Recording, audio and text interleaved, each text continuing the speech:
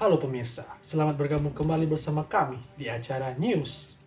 Selama beberapa menit ke depan, kami akan membawakan sejumlah informasi aktual, tajam, dan terpercaya.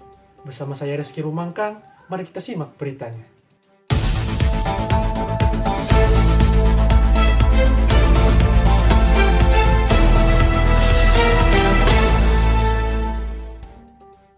Juru bicara Satuan Tugas Penanganan COVID-19, Wiku Adhisa Smito, mengatakan kondisi pandemi COVID di Indonesia saat ini terkendali. Hal itu terindikasi dari sejumlah perbaikan pada berbagai indikator penanganan COVID-19 di Indonesia. Wiku menjelaskan kasus positif harian menyentuh angka 1.000 kasus dan kasus aktif turun hingga 1%. Diikuti meningkatnya persentase kesembuhan melebihi 95%. Perbaikan juga terlihat pada angka positivity rate sebesar 2,48%. Wiku Adhisa Smito menegaskan bahwa angka kesembuhan harian pun terus meningkat, hampir 5 kali lipat dari kasus positif.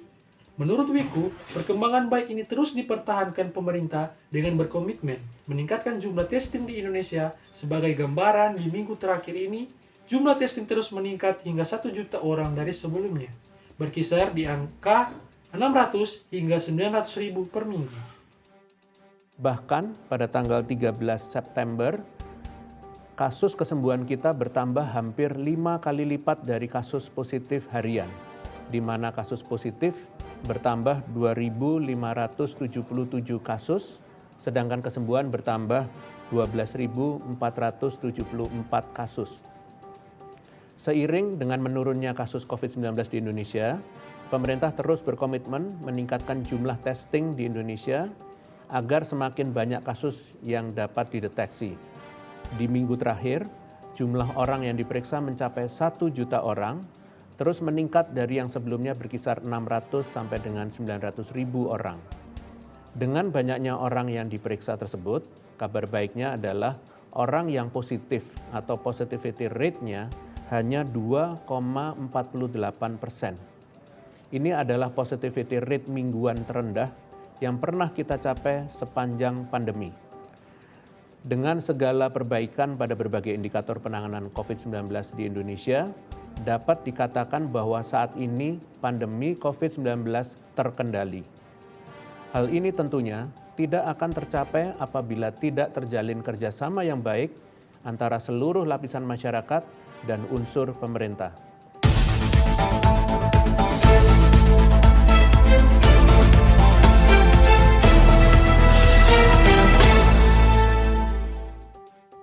Kementerian Pendidikan dan Kebudayaan atau Kemendikbud sebelumnya menargetkan sekolah dan perkuliahan tatap muka dapat dibuka kembali berdasarkan rencana Kemendikbud. Perkuliahan tatap muka akan dimulai pada Juli 2021 atau awal semester kedua tahun ajaran 2020-2021.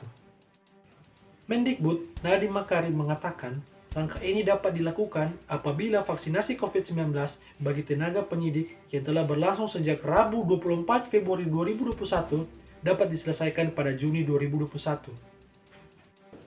Direktur Jenderal Direktorat Pendidikan Tinggi atau Dirjendikti Kementerian Pendidikan dan Kebudayaan Profesor Insinyur Nizam menyebut kebijakan aturan mengenai pembelajaran tatap muka tidak mengalami perubahan. Kebijakan tersebut mengacu surat keputusan bersama 4 menteri, yaitu Mendikbud, Kemenak, Menkes, dan Mendagri, tentang panduan penyelenggaraan pembelajaran pada tahun ajaran 2020-2021 dan tahun akademik 2020-2021. Di masa pandemi COVID-19, proses kuliah offline sudah bisa dilakukan sejak Januari 2021. Pihaknya menjelaskan setiap perguruan tinggi diperkenankan memulai pembelajaran tatap muka apabila memang dinilai sudah siap. Kesiapan dapat dilihat dari komitmen menjalankan protokol kesehatan dan sudah sesuai dengan kebijakan Dirjendikti, yaitu Surat Edaran Nomor 6 Tahun 2020 tentang penyelenggaraan pembelajaran pada semester genap tahun akademik 2020-2021. Di antaranya, melaporkan penyelenggaraan pembelajaran pada Satgas COVID-19 secara rutin. Sivitas Akademika memenuhi sejumlah syarat yang ditentukan dan melakukan tindak pencegahan penyebaran virus. Sementara untuk vaksinasi pada mahasiswa, tenaga dosen, dan seluruh warga kampus, Nizam mengatakan semua itu sudah masuk dalam perencanaan, namun ia tidak menyebut kapan waktu pelaksanaannya di lapangan. Nizam juga menegaskan pimpinan satuan pendidikan telah didorong untuk mengakselerasi pembelajaran tatap muka bahkan sebelum program vaksinasi bergulir. Pemirsa, informasi tadi sekaligus menutup perjumpaan kita di saat ini. Jangan lupa untuk selalu menjaga kesehatan dan patuhi protokol kesehatan. Saya Rizky Rumangkang, pamit undur diri dan sampai jumpa.